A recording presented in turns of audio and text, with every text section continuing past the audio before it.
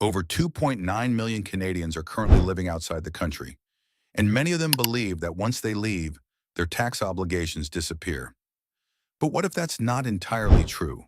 What if a new wave of tax rules coming before March 2026 could tighten the net so much that even living thousands of miles away won't fully protect your income? Some financial analysts are warning that global tax enforcement is becoming more aggressive than ever, and governments around the world are sharing more data than at any point in history. The question is no longer, can they see your money?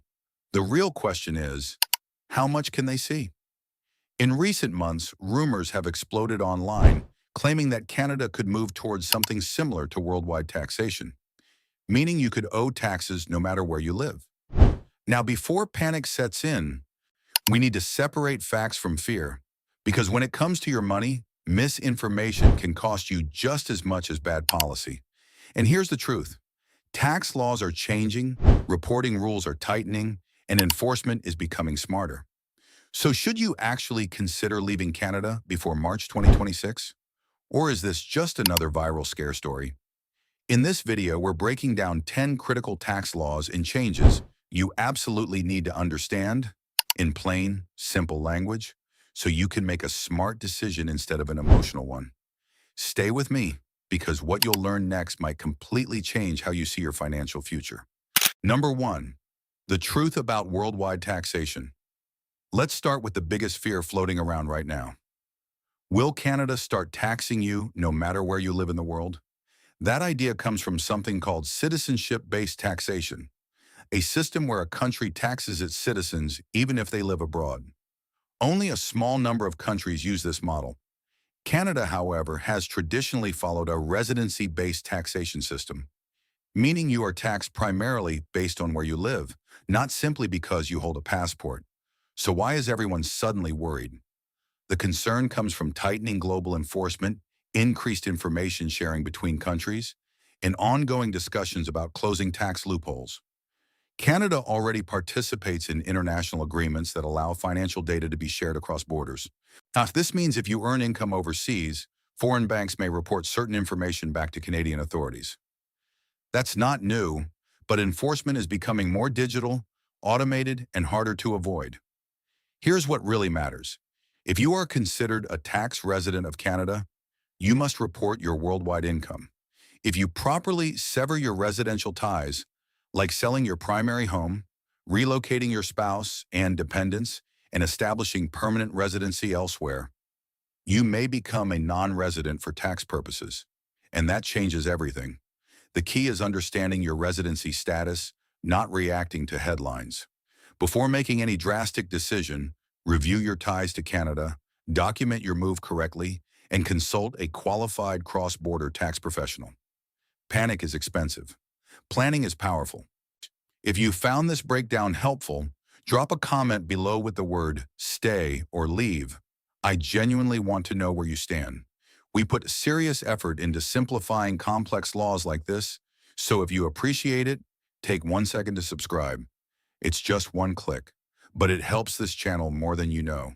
Number 2, strengthened tax residency rules.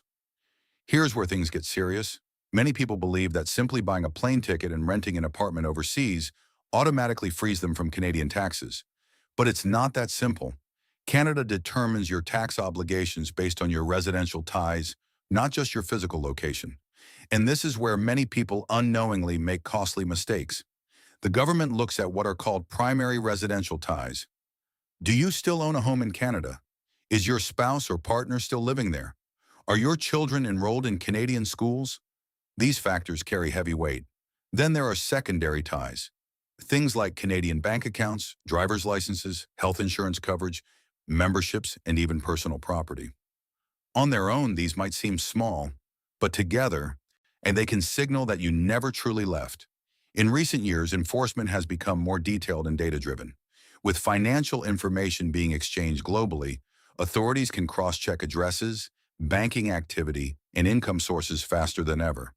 That means claiming non-resident status without fully cutting ties can trigger audits, penalties, and unexpected tax bills. So what should you do? If you're planning to leave, make it official.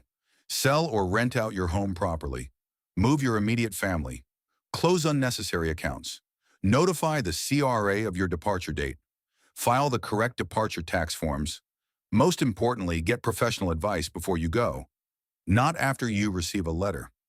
Leaving halfway is risky. Leaving strategically is powerful. If this made you rethink your situation, a comment ready if you're planning properly or unsure if you still have questions. We spend hours researching to protect you from expensive mistakes, so please subscribe. It's one simple click that keeps this channel alive and growing. Number 3. The departure tax now.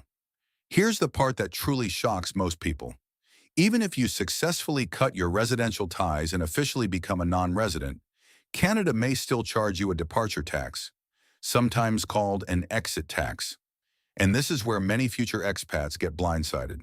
Here's how it works in simple terms. The moment you leave and are considered a non-resident for tax purposes, the government may treat certain assets as if you sold them at fair market value, even if you didn't actually sell anything. That means investments like stocks, ETFs, rental properties, or shares in a private business could trigger a capital gains tax as if you cashed out the day you left. Imagine building a portfolio for 15 years. You don't touch it. You simply move abroad for a new opportunity. Suddenly on paper, it's considered sold, and you could owe taxes on the growth. That surprise bill can be massive if you're not prepared. Now, not all assets are treated the same. Canadian real estate, RRSPs, and certain pensions have different rules. But the key point is this. Leaving Canada can create an immediate tax event. So what's the smart move? Plan ahead. Consider realizing gains strategically before departure. Evaluate whether deferring payment makes sense. Get a professional valuation of your major assets. And most importantly, understand your exposure before you book that flight. Because when it comes to the departure tax, preparation isn't optional. It's protection. If this is the first time you've heard about the departure tax, comment "wow" below. We dig deep to uncover details most people miss. So if you value this kind of clarity, you're hit subscribe. It's one click that helps us keep bringing you powerful insights. Number 4, foreign asset reporting (BV). Now let's talk about something that doesn't sound dramatic, but can quietly become very expensive. Foreign asset reporting. Even if you live in Canada and hold money overseas, or you move abroad but still qualify as a tax resident, you may be required to report certain foreign assets every single year. One of the most overlooked requirements is reporting foreign property if its total cost exceeds a specific threshold. This doesn't just mean a vacation home. It can include foreign bank accounts, investment accounts, shares in overseas companies, rental properties, and even certain crypto holdings stored on foreign exchanges. Many people assume that if they already paid tax in another country, they're done. But reporting and paying tax are two very different things. Here's where it gets serious. Failure to report properly can trigger automatic penalties, even if you didn't owe additional tax. We're talking about fines that can quickly climb into the thousands, sometimes tens of thousands, simply for incomplete paperwork. And with global financial data sharing agreements now in place, hiding accounts abroad is becoming nearly impossible. The smart move? Keep clean records. Track the cost base of your foreign assets. File required disclosure forms on time. If you're unsure whether something qualifies, ask before you assume. Because when it comes to international reporting, mistakes are expensive. But prevention is simple. Transparency today protects your wealth tomorrow. If you've ever held money outside Canada, comment "global" below. I want to see how many of you this affects. We put real effort into breaking down complex rules like this, so please take 1 second to subscribe. That single click helps us continue delivering value-packed content for you. Number 5, global data sharing and CRA enforcement. Here's something most people underestimate. It's no longer just about Canadian tax rules. It's about global cooperation. Over the last decade, countries around the world have signed powerful agreements to share financial information automatically.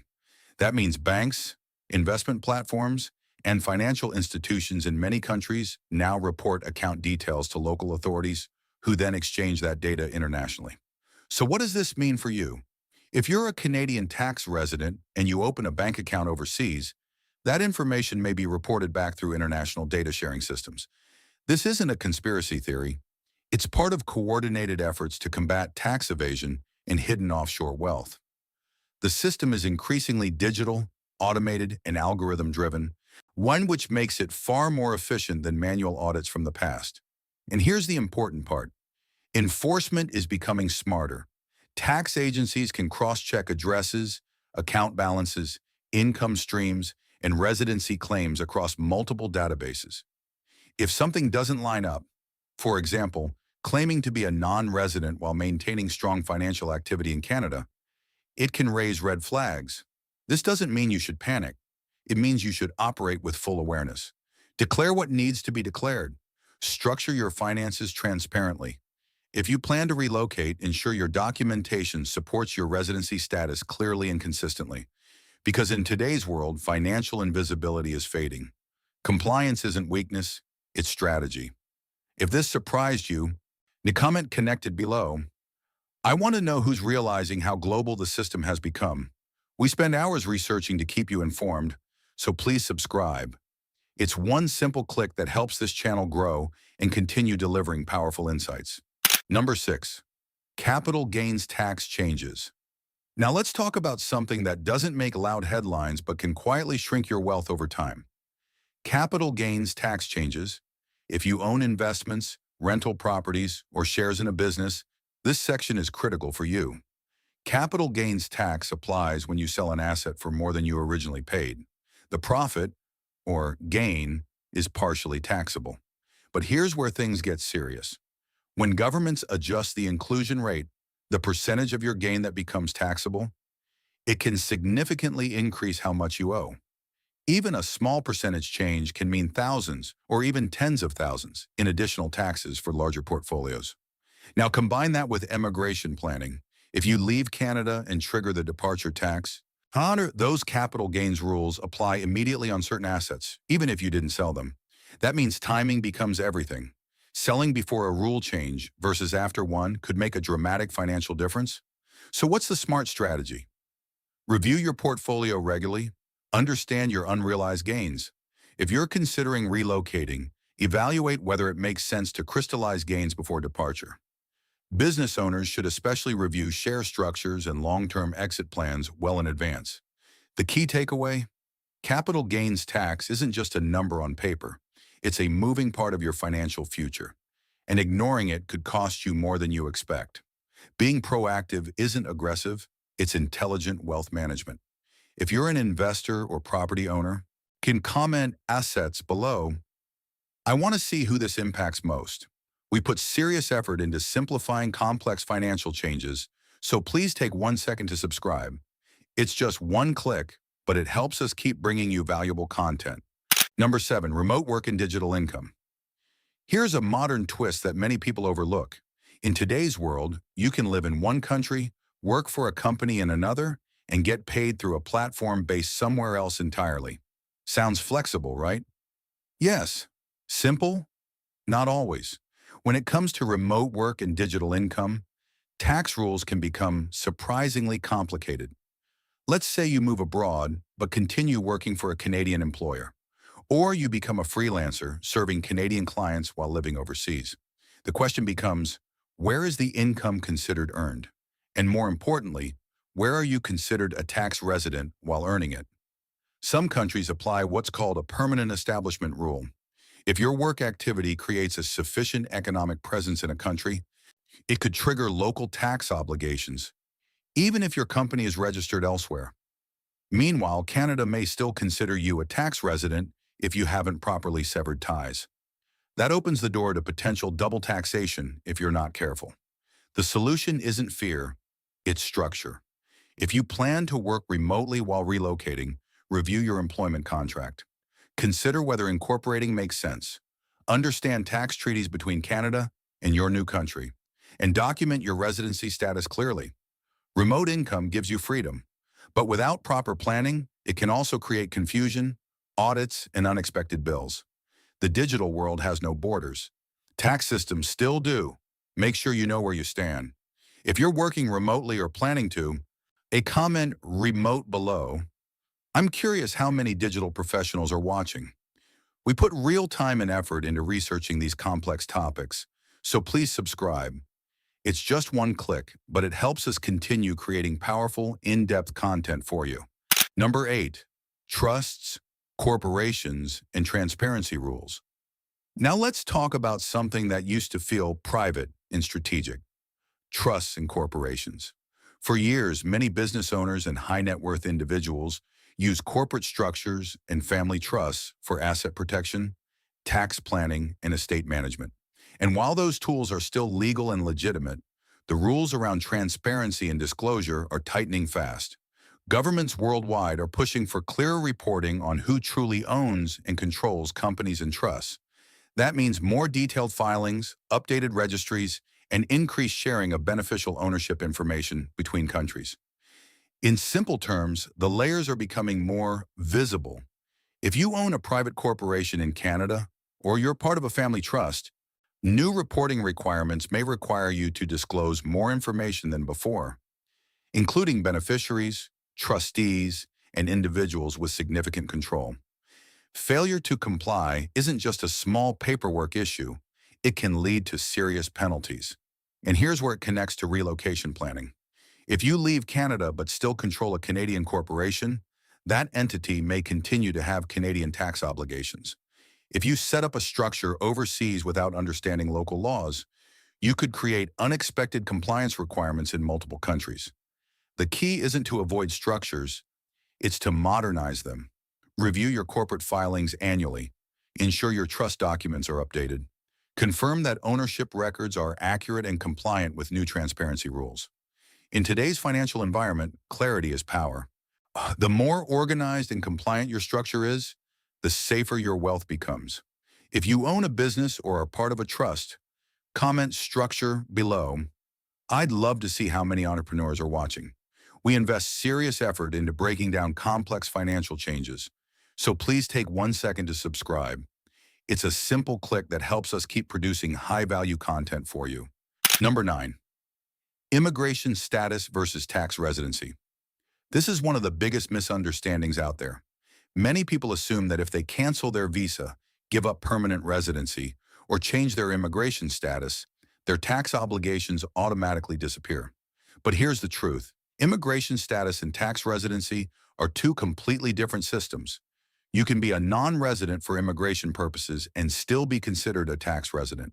And the opposite is also possible. Tax residency is based on your residential ties, physical presence, and overall connection to Canada, not just the stamp in your passport. For example, someone could move abroad temporarily for work, but keep their home, spouse, and financial life centered in Canada. Even if they obtain residency in another country, Canada may still view them as a factual tax resident. On the other hand, someone who properly severs ties and relocates permanently may be treated as a non-resident for tax purposes, even if they maintain Canadian citizenship. This confusion becomes even more serious for permanent residents planning to leave before citizenship, or for newcomers spending extended time outside Canada. Days present in the country, residential ties, and intention all matter. The smart move: don't rely on assumptions. If you're changing immigration status or planning a long-term move, assess your tax residency position separately. File departure forms correctly. Keep documentation proving your new residence. Understand the tax treaty between Canada and your new country. Because when it comes to taxes, what matters isn't what your passport says. It's what your facts say. If this clarified something for you, comment clear below. I want to know who needed this distinction. We work hard to simplify confusing topics like this, so please subscribe. It's just one click, but it truly supports the effort behind every video. Number 10, the 2026 question. Now we arrive at the biggest question of all. Is Canada actually introducing a new law in March 2026 that will tax you everywhere in the world? Or is this a wave of online panic amplified by headlines and half-truths? Here's what you need to understand. Tax systems evolve constantly. Governments adjust capital gains rules, reporting requirements, enforcement systems, and compliance frameworks. But a full shift to citizenship-based worldwide taxation would be a massive structural change. And changes of that scale don't happen quietly overnight. They involve legislation, public debate, policy drafts, and transition rules. What's really happening is this. Enforcement is tightening, transparency is increasing, and international cooperation between tax authorities is expanding. That can feel like global taxation to someone who hasn't reviewed the details. But feeling exposed is not the same as being newly taxed. That said, ignoring change is just as dangerous as overreacting to rumors. If you're planning to relocate before 2026, the decision should be based on clear financial strategy, not social media fear. Review your residency status. Assess your assets. Understand departure tax implications. Evaluate foreign reporting obligations. Make your move because it aligns with your life goals, not because of viral speculation. The smartest position right now: stay informed, stay structured, stay strategic. Because in uncertain times, knowledge is leverage, and clarity beats panic every single time. Before you go, comment plan if you believe in strategy over fear, or worried if this topic still concerns you. We pour serious time and research into every video to protect your financial future, so please take 1 second to subscribe. It's just one click, but it truly keeps this channel growing and delivering value. So after everything we've covered, here's the bottom line. The idea that Canada will suddenly tax you everywhere in the world starting March 2026 is far more complex than viral posts make it seem. What's actually happening is a steady tightening of reporting rules, enforcement systems, transparency laws, and cross-border data sharing. That doesn't automatically mean a dramatic new global tax regime, but it does mean the margin for mistakes is shrinking. If you're living in Canada, the key question is simple. Are you fully compliant and aware of your worldwide reporting obligations? If you're planning to leave, the better question is, are you structuring your exit strategically? From departure tax to capital gains exposure, from remote income rules to corporate transparency, every move should be calculated, not emotional. Here's something important to remember. Wealthy and financially savvy individuals don't react to headlines. They prepare quietly, adjust early, and make decisions based on facts. You can do the same. Review your residency status. Organize your financial documents. Speak with a qualified cross-border tax professional if you're unsure. And most importantly, don't let fear push you into rushed decisions that could cost more than any future law ever would. The world is becoming more financially connected. Governments are becoming more data-driven. But that doesn't mean you've lost control. It simply means you need clarity. Stay informed. Stay proactive. And remember, when it comes to your money, strategy will always outperform panic.